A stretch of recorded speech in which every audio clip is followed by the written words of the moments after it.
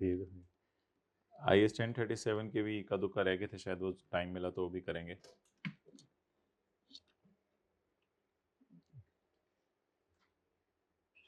किधर है? ਇੱਥੇ ਕਿੱਥੇ?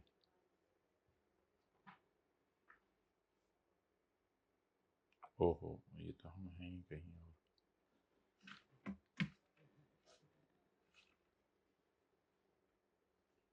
नोट्स की पिक्चर मुझे भेज दें अभी तक। नहीं, अभी भेज दें ताकि अभी तक के बन जाए। अच्छा जी, पहले ज़रा ये पढ़ लें। High limited has a number of relationships with other companies in which of the following is high limited necessarily a parent? Fall limited के यानी कि सब्सिडरी के 50,000 नॉन वोटिंग शेयर्स हैं इसके पास और 1 लाख वोटिंग है। हमने कौन से शेयर्स देखने होते हैं? Voting shares in issue with each share receiving the same dividend. High limited owns all non-voting, इससे कोई फर्क नहीं पड़ेगा। And 40,000 of its voting shares. अब भाई 40% से तो हम सब्सिडरी नहीं बना सकते ना इसको, तो ये हमारी सब्सिडरी नहीं है क्योंकि हमारे पास सिर्फ कितने परसेंट शेयर हैं? 40%. High limited owns 49% of shares in middle. अच्छा, and 52% of its non-redeemable preference shares. Equity shares देखने होते हैं जो वोटिंग है। As a result of these investments, इन दोनों इन्वेस्टमेंट्स की वजह से high receives variable return from Middle Limited, dividend लेती है and has ability to effect these return through its power with the Middle. और इसके पास ना सिर्फ वेरिएबल रिटर्न लेती है बल्कि इसके पास अल्हम्दुलिल्लाह इतनी एबिलिटी है कि वो अफेक्ट कर देती है उस रिटर्न को। यानी अगर उसने डिविडेंड कभी ज्यादा या कम करना हो तो उस फिगर को भी वो चेंज कर सकती है। मेरे भाई ये पावर की शराइत पूरी हो गई हैं, तो मेरी राय है इसको आप अपनी सब्सिडरी करार दे दें, क्योंकि डिफेक्टो कंट्रोल वाली बात तो चलो यहाँ नहीं है क्योंकि दूसरे शेयर होल्डर्स के बारे में नहीं बताया कि वो छोटे छोटे छोटे छोटे हैं, ऐसा तो नहीं बताया बॉस ने। लेकिन ये लाइन तो उसने लिख दी ना कि हम एक्सपोज्ड हैं, तो इस वजह से हम इफेक्ट कर सकते हैं, हमारे डिसीजंस उसके डिविडेंड को इफेक्ट कर सकते हैं। इसका मतलब है हमारे पास ऑटोमेटिकली पावर अवेलेबल है। डन? देखिए ना, ये लाइन पढ़ें, इफेक्ट दीज रिटर्न्स, डिविडेंड की परसेंटेज डिसाइड करना हमारे हाथ में है, तो इस वजह से ये हमारी क्या बन गई? सब्सिडरी।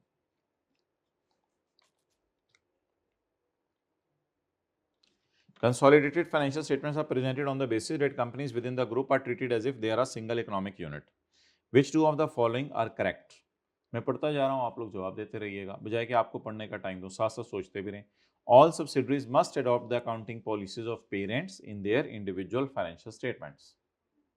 नहीं, अभी अभी मैंने बताया है कि अगर पेरेंट यूज करा हो FIFO, सब्सिडरी यूज करी हो वेटेड एवरेज, तो उसको सेपरेट में वेटेड एवरेज यूज करने दें, सेपरेट या इंडिविजुअल में उसे तंग ना करें, कंसोलिडेशन पर्पस से तंग करें।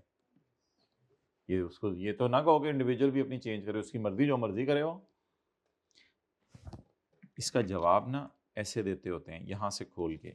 आप किसी को पढ़ा रहे हो घर में तो यहां से खोल के, must make appropriate adjustment to the group financial statements, not individual financial statements. आगे, subsidiaries with activities which are substantially different to the activities of other members of group should not be consolidated. नहीं नहीं नहीं, कोई ऐसी मिसाल नहीं है हमारे पास कि कंसोलिडेशन को रिलैक्स कर दें। तो ये बात क्या है बोले? गलत है। All assets and liabilities of subsidiary should be included at fair value. बिल्कुल बिल्कुल, बल्कि इन वर्किंग वन हम करते ही हैं, सबको फेयर वैल्यू पे ले आते हैं। उससे होता क्या है? इक्विटी फेयर वैल्यू पे चली जाती है। अनरियलाइज प्रॉफिट्स यानी P2S S2P within the group must be cancelled for, yes cancel ही तो होते हैं, यानी CRE डेबिट होती है ना, कैंसिल हो रहे होते हैं, रिकॉर्ड तो नहीं हो रहे होते, कैंसिल हो रहे होते हैं। Which of the following is not a condition which must be met for parent to be exempt from producing consolidated financial statements. पता नहीं अब ये चार आपको याद हैं या नहीं याद है थोड़ी थोड़ी. wholly owned subsidiary or debt or equity instrument not redeemed did not file its ultimate parent वादा करे कि मैं बनाऊंगा. तो ढूंढे.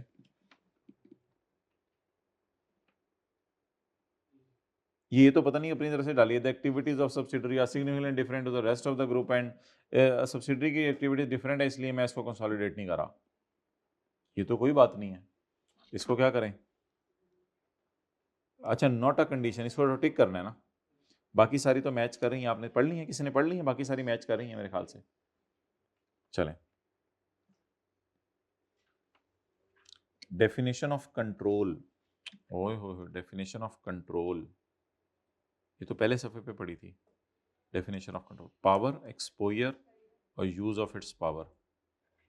Power exposure. अच्छा ये बात अपनी जगह कि मेजॉरिटी शेयर्स लेके आप कंट्रोल कर लेते हैं ये बात अपनी जगह है मैं मान रहा हूँ. लेकिन अभी कंट्रोल की डेफिनेशन मांग रहे हो.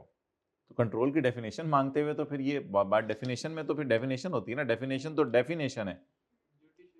हाँ मेजॉरिटी शेयर्स में नॉन वोटिंग भी हो सकते हैं. वो आपकी बातें सारी ठीक हैं. लेकिन मेरे ख्याल से मेजॉरिटी शेयर्स वाली भी सब्सिडरी होती है. लेकिन कंट्रोल की डेफिनेशन पूछ रहा था ना. डेफिनेशन पूछ रहा वो.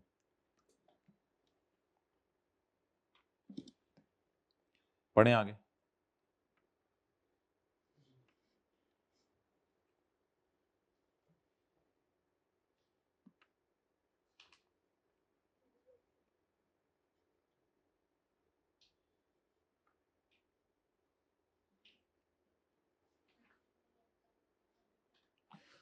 हाँ जी कौन सी ऑप्शन बी. ये तो सबको पता चल गया. पावर ओवर द एक्सपोजर ये अपनी तरफ से लाइन थी ना. अच्छा ये सुन लें.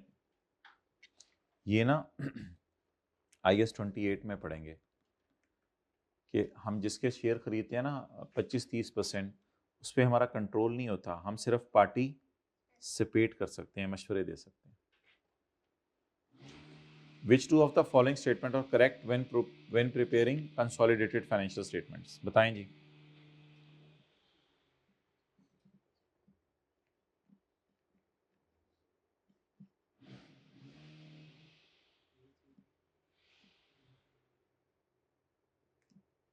जल्दी करें ना. Which two of the following are correct? A subsidiary cannot be consolidated. कहते हैं सब्सिडरी को कंसोलिडेट नहीं किया जा सकता unless it prepare financial same reporting date. नहीं है इसमें थोड़ी सी तो गुंजाइश है. 3 महीने का गैप तो अभी हम पढ़ के आए हैं. बिल्कुल हार्ड एंड फास्ट तो नहीं है. तो कैन बी कंसोलिडेटेड मतलब कैन नॉट बी कंसोलिडेटेड. तुम्हें हम कंसोलिडेट नहीं करेंगे जब तक कि तुम्हारी और हमारी बैलेंस शीट डेट बराबर ना हो. नहीं इतनी तो गुंजाइश स्टैंडर्ड ने 2-3 महीने की तो दी है गुंजाइश.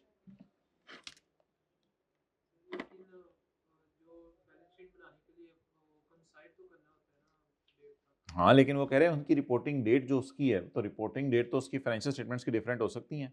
वो कोइंसाइड करने का मतलब ये नहीं कि उनकी रिपोर्टिंग डेट्स बदल जाती हैं. वो अगेन कंसोलिडेशन पर्पस के लिए एडजस्टमेंट है.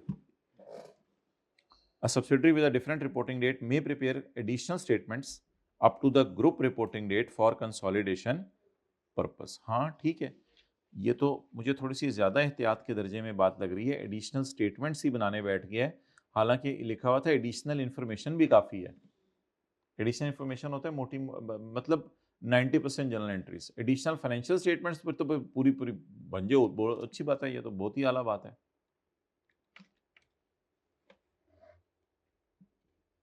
A subsidiary financial statements can be included in consolidation if the gap between the parent subsidiary is 5 months or 3 months है ना. Where a subsidiary's financial statement drawn up to a different reporting date from those of parent. Adjustments should be made for significant transactions. हाँ ये भी इसकी भी गुंजाइश है. Adjustments should be made for significant transaction. या तो तकरीबन 90-95% एंट्रीज कर दो. नहीं कर सकते तो मेजर एडजस्टमेंट्स कर दो. When negative goodwill arises, तो when the amount of negative goodwill has been confirmed, पहले उसने सुबह वाली बात की है जो हमने पढ़ी थी. When negative goodwill arises तो आप रीअसेस करो. किस किस को रीअसेस करने को मैंने कहा था. या कंसिडरेशन गलत है या एनसीआई गलत है या एसेट्स और लाइबिलिटीज की जो इक्विटी के अंदर लेके गए हैं वो गलत है. अगर वो सारे सही हो फिर क्या करें? आप नेगेटिव गुडविल का क्या करें? P&L में ले जाएं भाई, एक्सपेंस रिकॉर्ड कर दें, वो जाने दें, P&L में एक्सपेंस रिकॉर्ड करो, पागल, सॉरी वैसे नहीं बोलना चाहिए। कैपिटलाइज बैलेंस शीट में नहीं लेके जानी, क्रेडिट टू P&L, हाँ अदर इनकम में ले जाते थे, ये मुझे सही लग रहा है वैसे। Shown as deduction from non current assets, नहीं नहीं नहीं।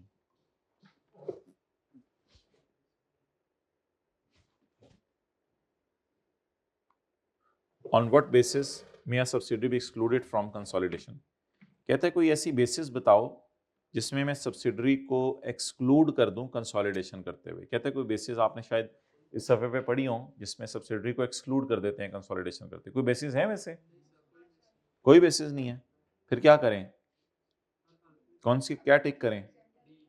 D, these above are not valid reasons for excluding. बल्कि कोई भी वैलिड रीजन नहीं है हमारे पास। हर सब्सिडरी को चाहे लॉस हो चाहे प्रॉफिट हो, चाहे बाहर के मुल्क में हो चाहे पाकिस्तान में हो, चाहे बेचने का इरादा हो चाहे रखने का इरादा हो, अगर हमारी सब्सिडरी आज है तो उसको कंसोलिडेट करेंगे। ओके,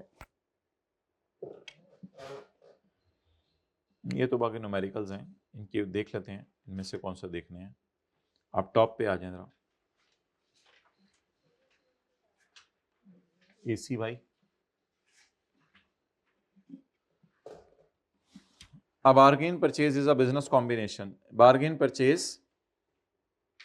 एक बिजनेस कॉम्बिनेशन है।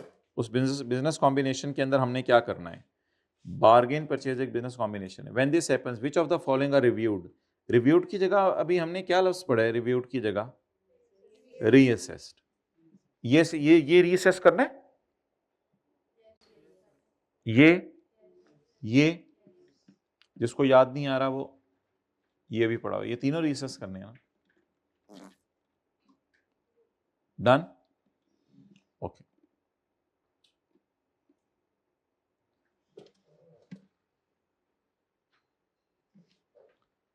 करें जरा, कोई इस तरह का सवाल भी करें जरा।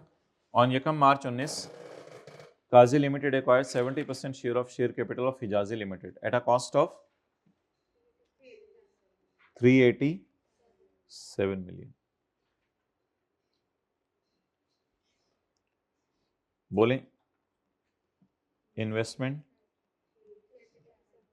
पढ़ें जरा आगे।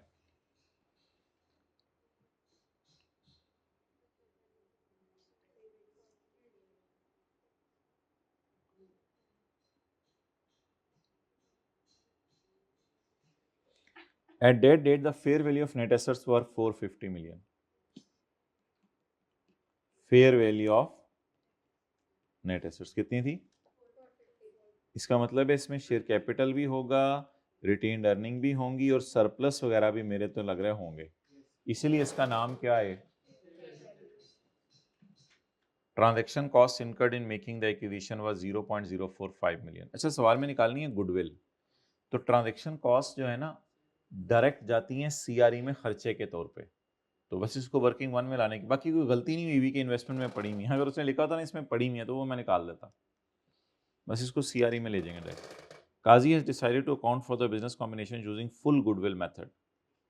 ये जो फुल गुडविल लफ्ज़ है ना, ये मैंने बहुत पहले यूज़ किया था, ये लेक्चर के जब कंसोलिडेशन शुरू हुई थी तीसरे दिन यूज़ किया था।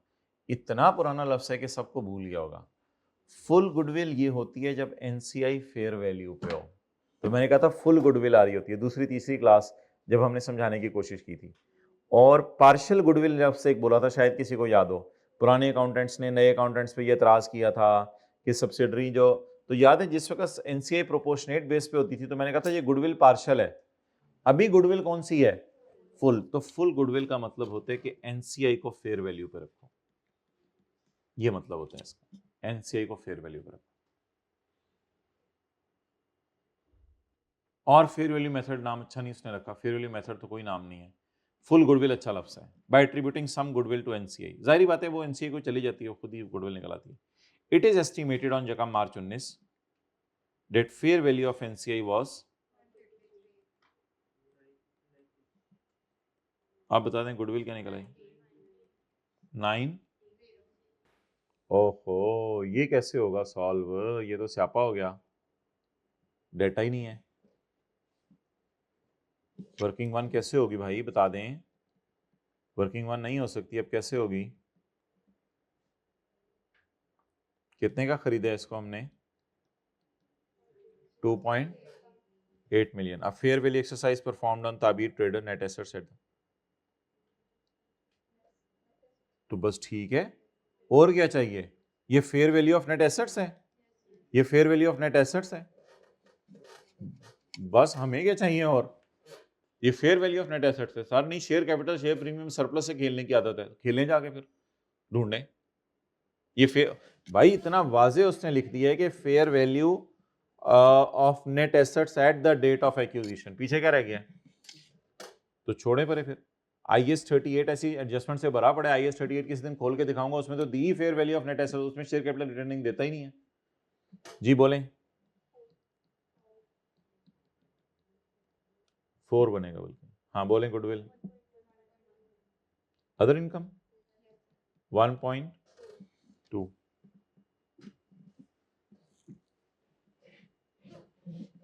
इसे कहते हैं, चार को जरा बार बार याद करें, आज भी इस क्लास में शुरू में कहा था, fair value of net assets of subsidiary on acquisition date. कौन सी ऑप्शन है? Record the net assets at their above values, बिल्कुल बिल्कुल। असल में पता है होता क्या है, ये एसेट्स फेयर वैल्यू पे चले जाते हैं जब हम इनके सरप्लस रिकॉर्ड करते हैं। And credit P&L with 1.2, P&L में 1.2 ले जाएंगे। What is this 1.2? This is a gain.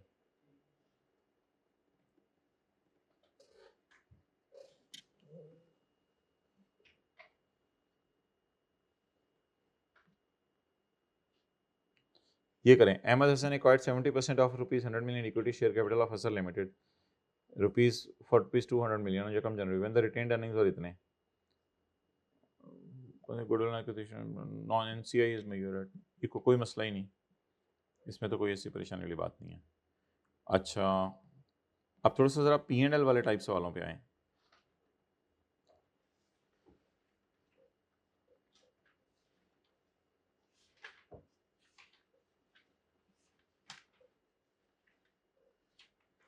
ये करें जरा 35।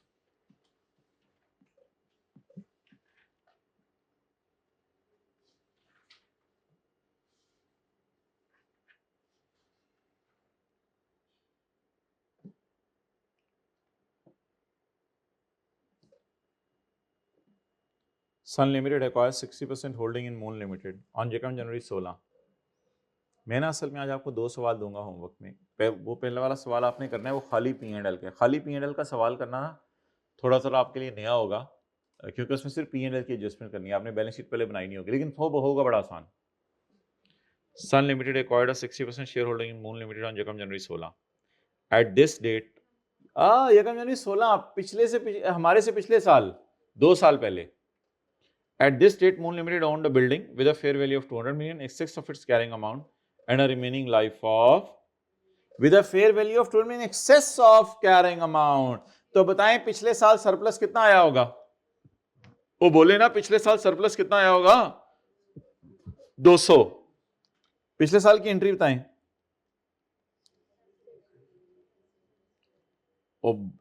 पिछले साल सरप्लस कितना आया होगा? 200। लेकिन एक बात याद रखिएगा, जब हम बैलेंस शीट बना रहे होंगे ना 31/12/16 पे, तो हम पता है क्या करेंगे? हम 2 सालों के डिविजन चार्ज करेंगे। वो पता है ना, 2 सालों की। कैसे? 200 डिवाइडेड बाय 10 इंटू 2 कितना? लेकिन बैलेंस शीट बनाते हुए ऐसा करेंगे, बैलेंस शीट बनाते हुए। पता नहीं अब उसने क्या मांगा हुआ है। ये तो आज के सवाल जैसा हो गया। पेरेंट ने सब्सिडी को खरीदा कब है? कितने साल पहले? 2 साल पहले। All depreciation is charge to operating expense. पता नहीं हमने क्यों बैलेंस शीट का सवाल पहले शुरू कर दिया, चले खैर है। All depreciation is charge to operating expenses. Depreciation cost of sale में जानी है जो ऑपरेटिंग में। Goodwill has been impaired by 55 million in the year to pay. Goodwill पिछले साल इंपेयर हुई है, हमारे साल P&L में नहीं जाएगी। The balances on operating expenses for our year are, बनाएं जी, हेडिंग दें consolidated statement of comprehensive income, sale, cost of sale, blah blah. 600 जमा इंटू 4/12। ओ नहीं, 2 साल पहले खरीदा हुआ है, मैंने कहा 4 महीने पहले खरीदा है। 4 महीने पहले खरीदा, 2 साल पहले। आप बता दें कोई एडजस्टमेंट। अब ये नोट कर लिया, ये कौन सी वाली स्टेज है कि मैंने पी एंड एल की आने से फिगर्स नोट कर ली। अब मैं सवाल में एडजस्टमेंट्स पढ़ना शुरू करता हूं। चलें जी, एडजस्टमेंट पढ़ना शुरू करें। एसेट डेबिट बैलेंस शीट में जाएगा, सरप्लस वर्किंग वन में जाएगा, 1 साल की डेप्रिसिएशन पी एंड एल में जाएगी। तो या तो 20 लिख लें, 200/10, या 20 लिख लें, और अगर नहीं अच्छा लग रहा तो 200/10 कितना हो गया? 200/10 20 9 7।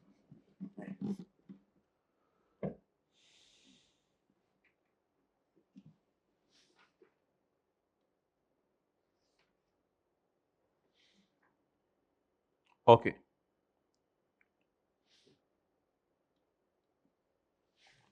आगे चलें।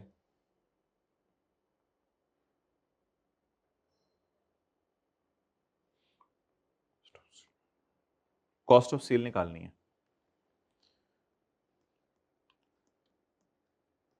अच्छा, मैं डायरेक्ट ट्राई करता हूं आज, वर्किंग्स किए बगैर। जल्दी पढ़ें।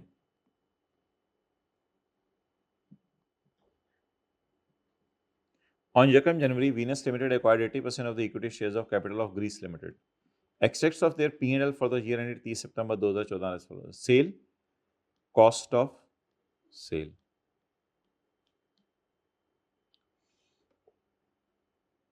Oh, my year ended 30 September 14। ओए, 1 जनवरी 14। ओए, सही किया। ये भी एक स्यापा होता है ना, नहीं करना? चलो देख लो, मुझे तो लग रहा है ऐसे करना है। नहीं ना, स्टॉक की एडजस्टमेंट भाड़ में जाए, मेरे तो पहले सवाल का बेसिक स्ट्रक्चर तो खड़ा हो जाए ना। हमारा ईयर एंड क्या है? 30 सितंबर 14, और मैंने खरीदा कब है? आपको क्या लग रहा है, मिड ऑफ ईयर एक्विजिशन का सवाल है या कई साल पहले खरीदा है? तो वो करें 9/12, छुरी चलाएं। छुरी जिसके लिए हमने मंगवाई थी, छुरी इसलिए तो मंगवाई थी ताकि याद रहे, लेकिन आगे तो एडजस्टमेंट्स करनी है ना, एडजस्टमेंट्स की वर्किंग करें। Sold, sales from Venus to Greece throughout the year to September. हो भाई, तू थ्रू आउट बेचता रहे, हमें कोई फर्क नहीं। तो पेरेंट सब्सिडरी 8-9 महीने पहले बने, थ्रू आउट बेचता रहे, बेचता जा, हमें कोई मसला नहीं। शुक्र है तूने पर मंथ दे दी, शुक्र है तूने सेल कौन सी दे दी? Per month. तो तुझे शोहर बीवी बने हुए 9 मंथ्स हो गए।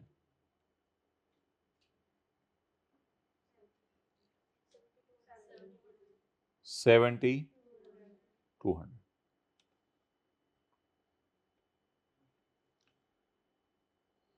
केड़ा अनसोल्ड कितना है? Has 1.5 of these in inventory. Unsold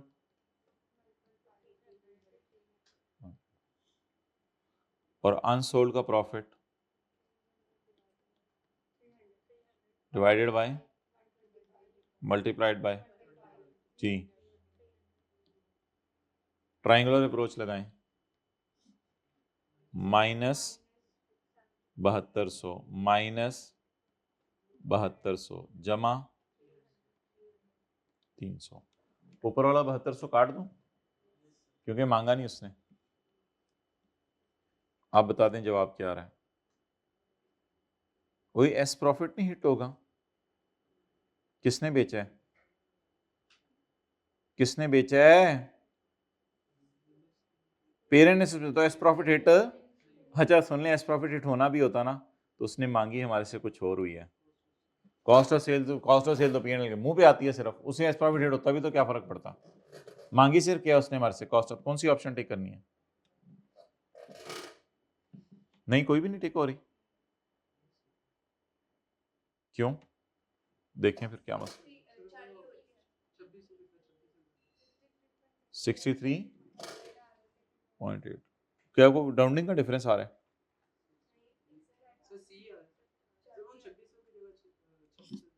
2600 की जगह 26,000।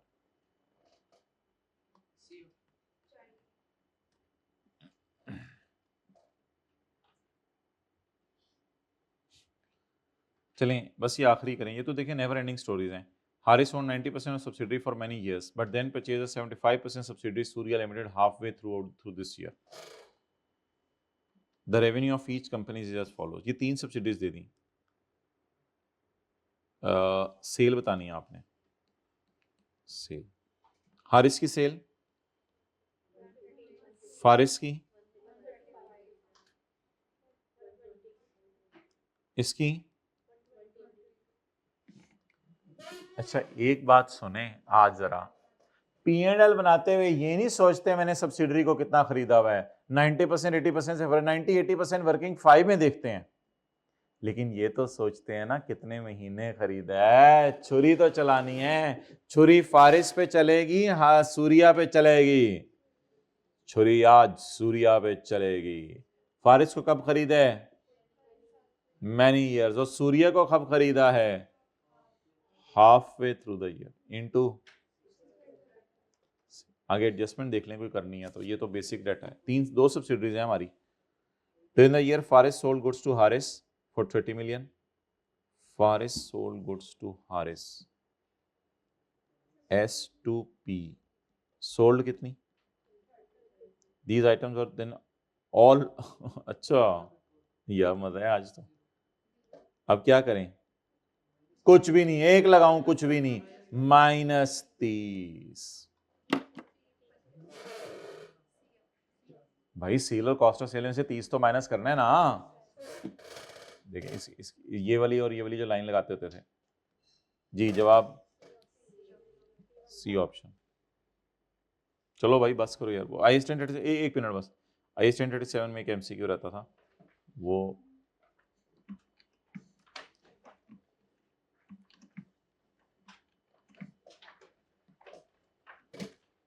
अब्दुल्ला को कोई नोट्स फाइनल करें फिर हम बस ओवर कर रहे हैं।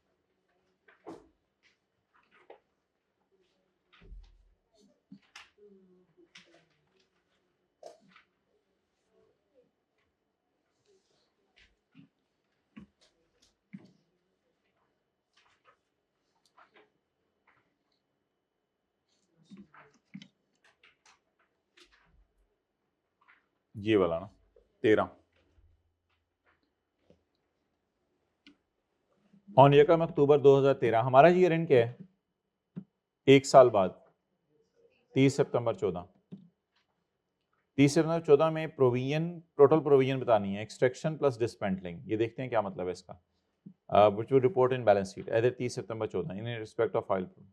On Yakam October 13 X Limited commenced drilling for an oil field. The extraction of oil causes damage to seabed which has restored कहानी है बस करो, which causes restored cost of 10,000 per million barrel of oil extracted.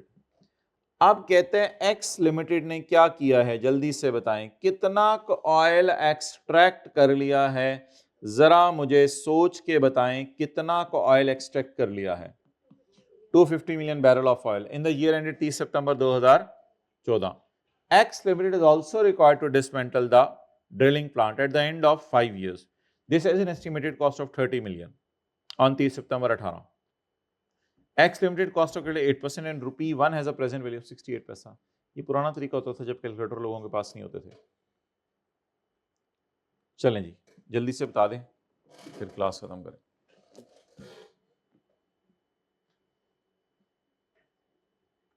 बिल्कुल provision का carry down.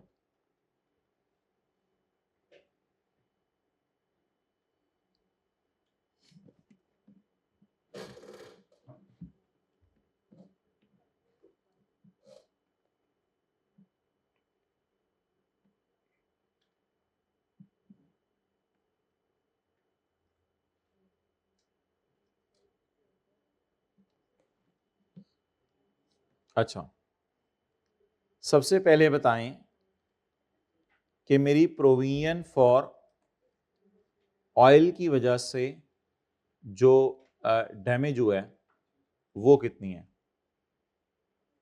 250 into 10,000। जवाब जल्दी बताएं कितना आया है? 2500,000। इसको डिवाइड करें 1 मिलियन से। 2.5।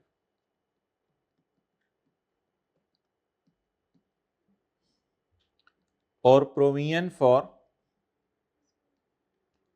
डिसमेंटलिंग।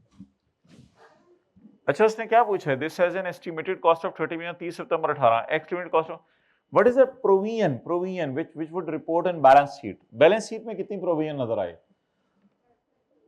यार मेरे ख्याल से अगर लंबी वर्किंग नहीं करनी डिसमेंटलिंग की, तो अगर आप मुझे इजाजत दे तो मैं डरते डरते काम कर रहा हूं। एसेट की लाइफ क्या है?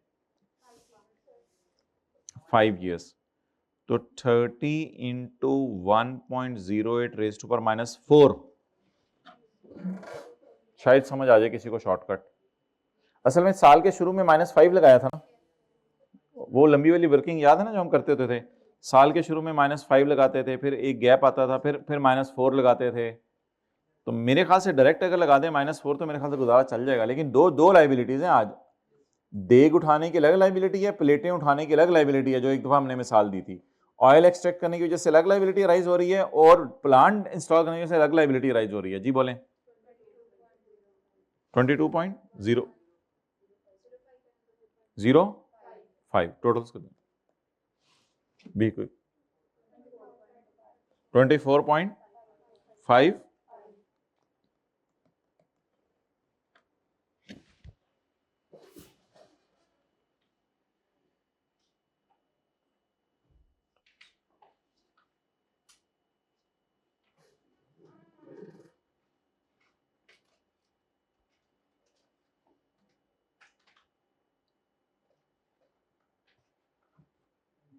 चलो भाई क्लोज करो, पॉज। ठीक है जी, इंशाल्लाह ईद के बाद मिलते हैं। ओके, अस्सलाम वालेकुम।